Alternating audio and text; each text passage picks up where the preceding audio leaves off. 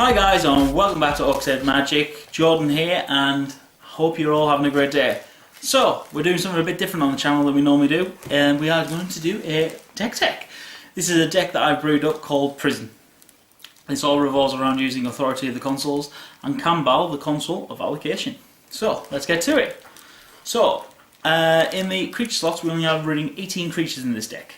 I know it's a little light, but this is mainly a control sort of strategy. So, we are running a full playset of Kalastria Healer and a full playset of Zerglurk Cutthroat. So we are going down a bit down an ally synergy on this deck. In the next step, we have a full playset of Kambal, Consul of Allocation, and believe me, you need him. He does not stay on the table long because the bit obviously, if it states that whenever a non-creature spell is cast, the target opponent will lose. If your target opponent casts a non-creature spell, he loses 2 life and you gain 2 life. So this includes vehicles, planeswalkers, artifacts, anything. If you're, as long as it's not got creature in the type line, it's going to suffer. And believe you me, you need a full playstyle because they get removed off a lot. So after that, you then have a full playset of Cliffhaven Vampire. The benefit of this is that you're using this for the whenever you gain life, the opponent loses 1 life strategy, and it's 2/4. It can block all day long. It is very good. The last creature is 2-off of Angel of Invention. Benefit with this is that this ties in with another strategy that we're going on to, but the fact is that it does have lifelink. It's a flyer and it has vigilance, so it is really good. The next bit of the deck is we use a 2-off Panharmonicon. This is one of my favourite cards of Kaladesh, especially for brew-wise. You can do a lot of things with it. You get, obviously with the Angel of Invention, you're going to get double servo triggers, or you get double, or you can make them even bigger. So, but you also get double Kalastria Healer triggers. You get Cliffhaven Vampire double triggers as well. There are so many ways that this works. It's unreal. The next, going on to the enchantments, this is where sort of the prison side of things comes into sort of flavour.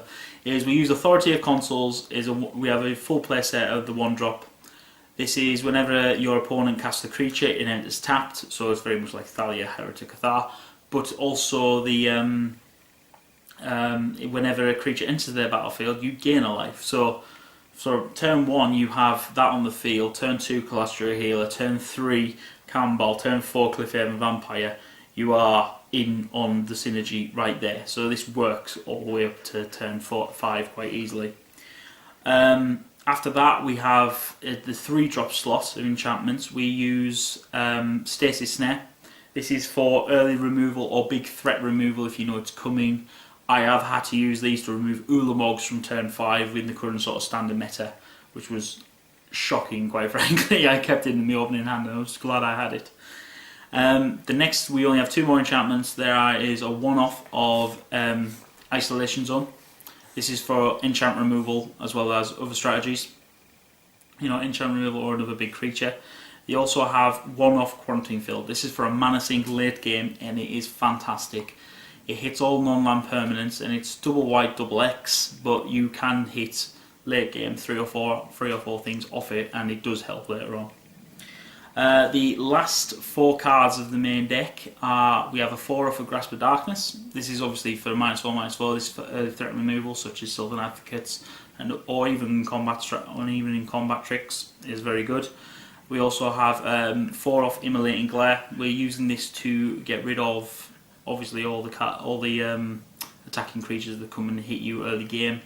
It does work in useful. I wish it said exile, but a lot of the exile effects are sorcery, so we're not only running that.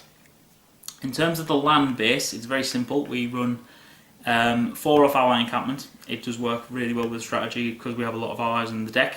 We have a 4-off of Concealed Courtyard. This is for early game. Get them out there. It works really well. We then use the only other non-basic is a 2-off Shambling Vents. These work for late game. These are designed obviously to get us more life later on when we have a Cliffhaven Vampire out just as extra, and either as a blocker or as an attacker. And then we have a 7-off of Swamp and a 5-off of Plains because you need double white. You need double black more early on than double white. So it is a fantastic little deck to run. That in itself only works out as about $30, but a lot of people already have a lot of these cards from previous sets, so they're probably just kicking around, so it's a very good set to get into. In terms of sideboard, I'm not going to give you one because it sort of depends on your meta. Myself, I found that I'm having to run a couple of Fumigate for mass board removal against red-white aggro. I'm also having to run, I am running a couple of Liliana, the Last Hope in there. She's quite expensive though at the moment, so I wouldn't recommend running out buying her. Fragmatize is a must, at least 3 copies, if not 4, because everyone is running some form of artifact now, whether it's Panharmonicum up to the artifact Gearhulks, you need some form of artifact removal. The one other spell I always recommend in the sideboard is March from the Tomb. The benefit with this is that, of course, against the control matchup, they're gonna remove your creatures early on. They won't let them hit the board for more than 1 turn. So the benefit you've got is the March from the Tomb can go get them back. The only way they're not going to get back is anything exile, such as if Kalitas is on the board, etc.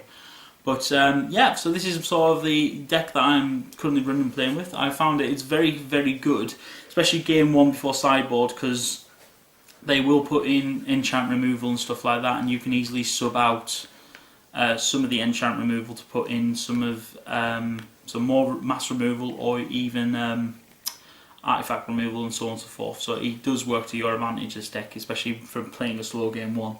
So yeah, thanks for tuning in. If this is sort of like a video you'd like to see more often on the channel, just give us a holler and leave a comment below. And remember to like and subscribe to the channel, guys. And yeah, catch you later. Bye.